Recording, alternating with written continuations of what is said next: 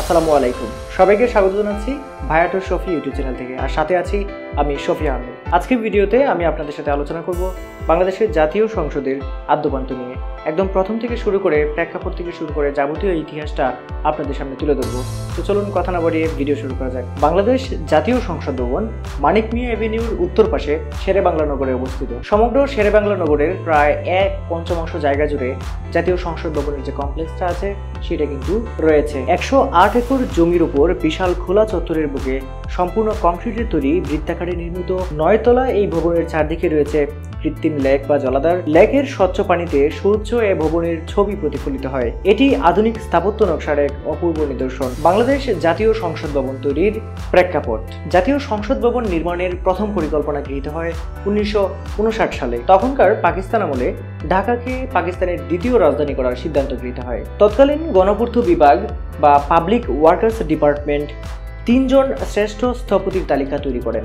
তারা হচ্ছেন ফ্রান্সের লে করবুশিয়ে, যুক্তরাষ্ট্রের লুই ইসাডুর কান, যাকে আমরা লুই আইকান নামে চিনি, এবং ছিলেন ফিনল্যান্ডের আলভার আলতুর। পরবর্তীতে 1962 সালে লুই আইকান একাই কোনো রকম শর্ত বা ফিস ছাড়াই একটা প্রিলিমিনারি মডেল উপস্থাপন করেন। তার কাজ ও কথাবার্তার মধ্যে একটা নিবেদিত মনের পরিচয় পেয়ে তার সঙ্গে কাজের দলিলপত্র স্বাক্ষরিত হয়। 1962 থেকে 63 সালে লুই আইকান সংসদ ভবনের ডিজাইনের কাজ শুরু করেন।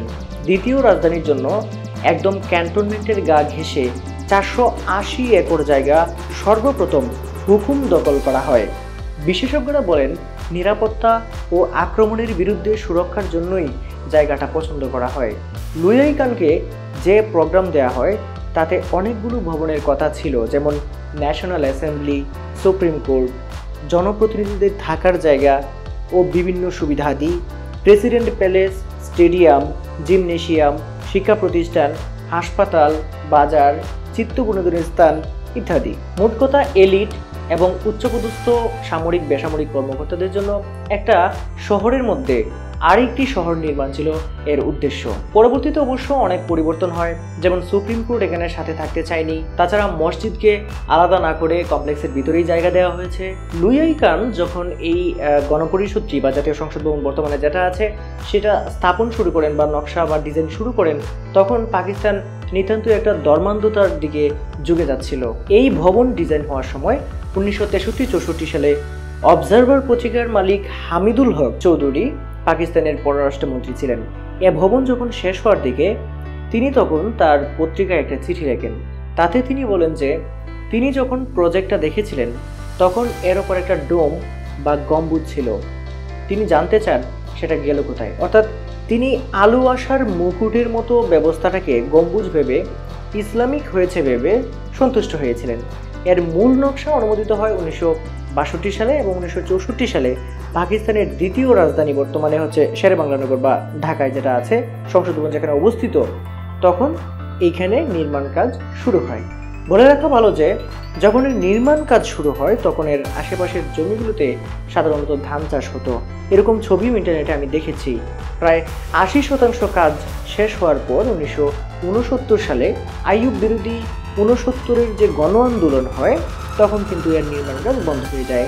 দেশে স্বাধীন হওয়ার পর নাখালপাড়ার বর্তমানে প্রধানমন্ত্রী কার্যালয় যেটা আছে সেখানে সংসদ চালু হয়। পরবর্তীতে জাতীয় সংসদ ভবনের অবশিষ্ট নির্মাণ কাজ পুনরায় শুরু হয়। সংসদ ভবনের নিচতলা 1,50,000 বর্গফুট, স্থায়ী কক্ষ 400টি, সিঁড়ি 50টি, সংসদের আসন সংখ্যা হচ্ছে 354টি। আমরা সাধারণত একটা ভবনে দেয়াল, জানালা, ছাদ ও কলাম দেখে অভ্যস্ত, কিন্তু এই ভবনে শুধু একটি মাত্র কলাম আছে, বাকি সব দেয়ালেরই অংশ হয়ে আছে এবং এই ভবনটি দেয়ালের উপরেই কিন্তু দাঁড়িয়ে আছে। অনেকটা উঁচুতে ছাদ আর দেয়ালে আলু জলমলানি খেলা কিন্তু এখানে ঘটে এবং আলু এবং বাতাসের কোনো ধরনের সমস্যা কিন্তু এই ভবনটিতে হয় না। এই ভবনটিতে নামাজের স্থান এবং মহৎ স্পেসের যে কম্বিনেশন আছে এবং অনেক স্পেস যেটা আছে এটা সচরাচর অন্য কোনো স্থাপনায় সত্যিকার অর্থে দেখা যায় না। পরবর্তীতে 1982 সালের 28 জানুয়ারি এর উদ্বোধন করেন তৎকালীন প্রেসিডেন্ট বিচারপতি আব্দুস সাত্তার। প্রথম দিকে এর ব্যয় $15 মিলিয়ন ধরা হলেও সব মিলিয়ে হিসাব নিকাশ করে দেখা যায় যে প্রায় $32 মিলিয়ন ব্যয় হয়েছে এই প্রজেক্টটি সম্পূর্ণ কমপ্লিট করতে। এই ভবনটি পৃথক 9টি ব্লকে বিভক্ত একটি স্বয়ংসম্পূর্ণ কমপ্লেক্স। মাঝখানের কেন্দ্রীয় ব্লকের নিচের তলায় 354টি আসন রয়েছে, যেটা একটু আগেই বললাম। সেখানে সংসদের অধিবেশন বসে, যেখানে সংসদের আসন আছে নির্বাচিত 300টি এবং 50টি আছে সংরক্ষিত নারী আসন।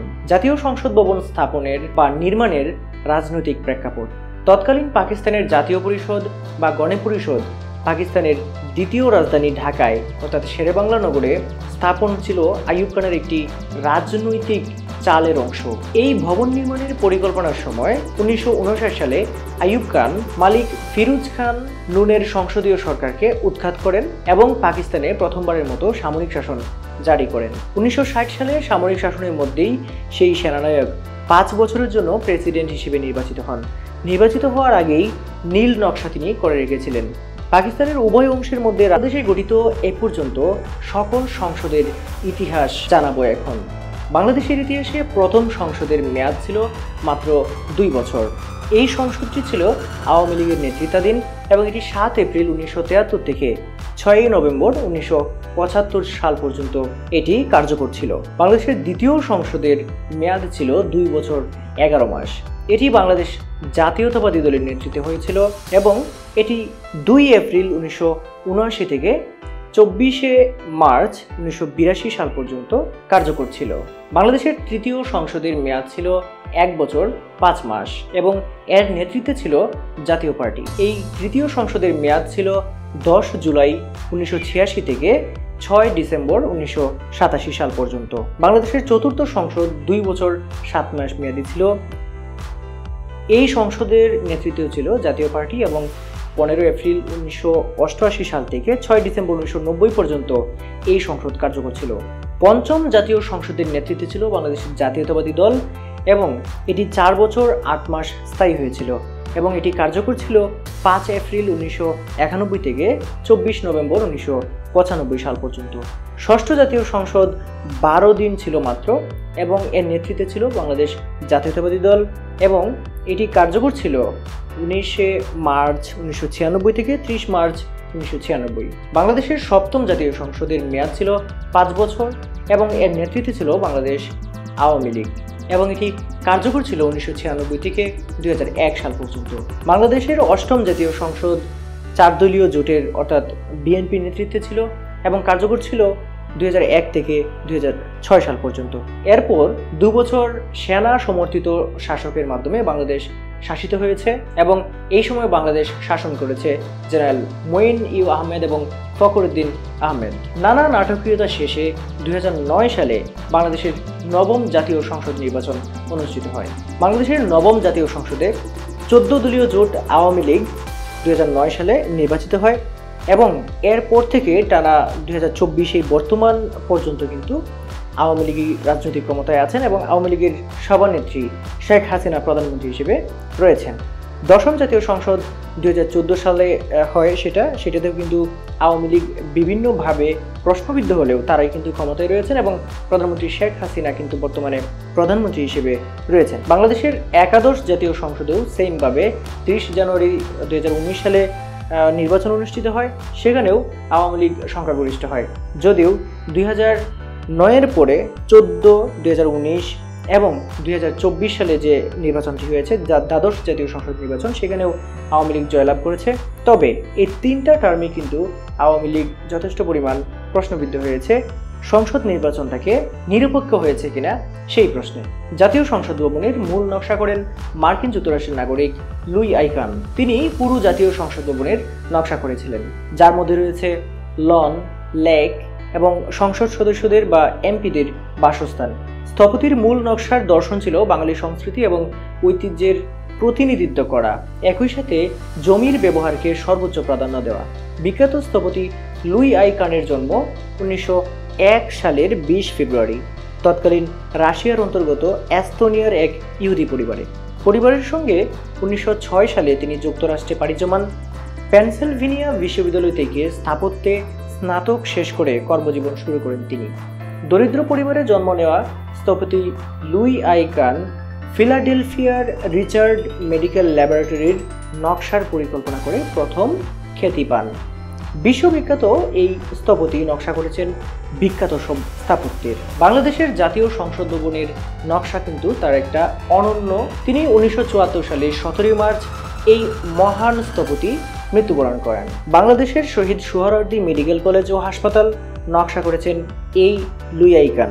এছাড়া তিনি নকশা করেছেন Indian institute of management, shock institute, El art gallery সহ বিশ্বের বিখ্যাত সব স্থাপনা। স্থপতি লুই আইকানের পাওনা পরিশোধ এবং মূল নকশা হস্তান্তর। লুই আইকানের মৃত্যুর প্রায় 9 বছর পর 1983 সালে তার বকেয়া ফি $16,16,964 পরিশোধের বিষয়ে লুই আইকানের উত্তরাধিকারী প্রতিষ্ঠান ডেভিড উইজডম অ্যান্ড অ্যাসোসিয়েটস এর সঙ্গে বাংলাদেশের একটি সমঝোতা স্মারক স্বাক্ষরিত হয়। 3 কিস্তিতে তা পরিশোধ করার কথা ছিল। এই প্রক্রিয়ার মধ্যস্থতাকারী ছিল হেনরি উইলকট নামের একটি প্রতিষ্ঠান। প্রথম কিস্তিতে বাংলাদেশ সরকার $1,55,990 পরিশোধ করে।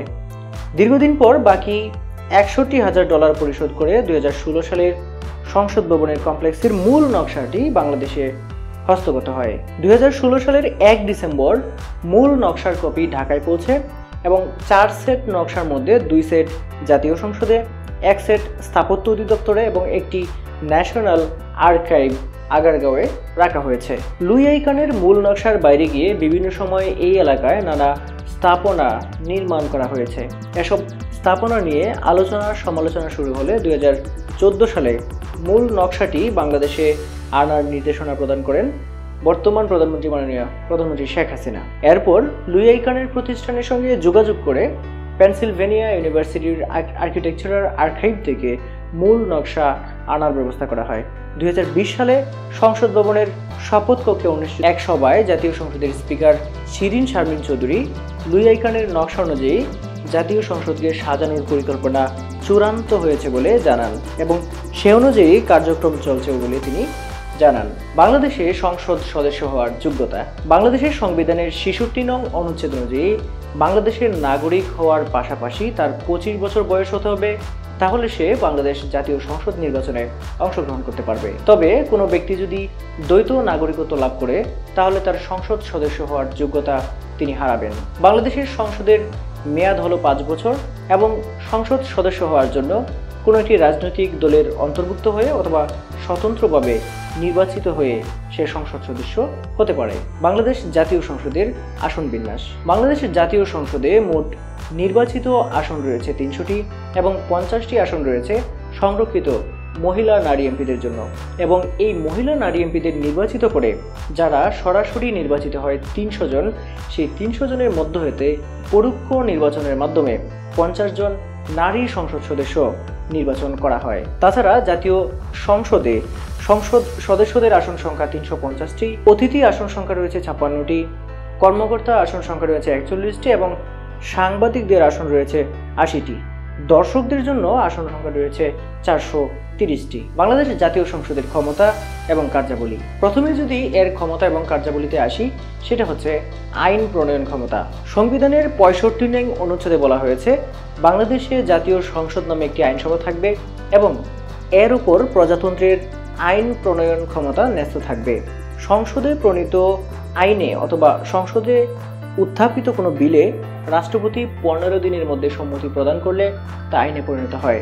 সরকার গঠন বিষয়ক ক্ষমতা রয়েছে এই জাতীয় সংসদের এবং এই বিষয়ে জাতীয় সংসদ বেশ গুরুত্বপূর্ণ ভূমিকা পালন করে। অর্থ সংক্রান্ত ক্ষমতা, রাষ্ট্রের অর্থ কিভাবে ব্যয় হবে তার উপর সংসদ দৃষ্টি নিবদ্ধ রাখে। বিচার বিষয়ক ক্ষমতা রয়েছে। সংসদ সংবিধান অনুযায়ী রাষ্ট্রপতিকে অভিশংসন করতে পারে। সংবিধান লঙ্ঘন, গুরুতর অপরাধ, দৈহিক ও মানসিক অসুস্থতা, অক্ষমতার জন্য সংসদ রাষ্ট্রপতিকে অপসারণ করতে পারে। প্রয়োজনে স্পিকার, ডেপুটি স্পিকার ও ন্যায়পালকে অপসারণ করার ক্ষমতাও সংসদের রয়েছে। সংবিধান সংরক্ষণ এবং সংবিধান সংশোধনের ক্ষমতা। সংবিধানের আমানতদার হিসেবে সংসদ গুরুত্বপূর্ণ ভূমিকা পালন করে।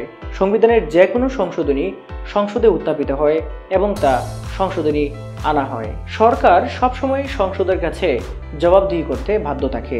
জাতীয় সংসদের অজানা কিছু তথ্য জানাবো এ পর্যায়ে। বর্তমান সময় পর্যন্ত বাংলাদেশের জাতীয় সংসদে পৃথিবীর 2 জন রাষ্ট্রপতি অর্থাৎ 2 জন বিদেশি প্রেসিডেন্ট ভাষণ প্রদান করেছেন।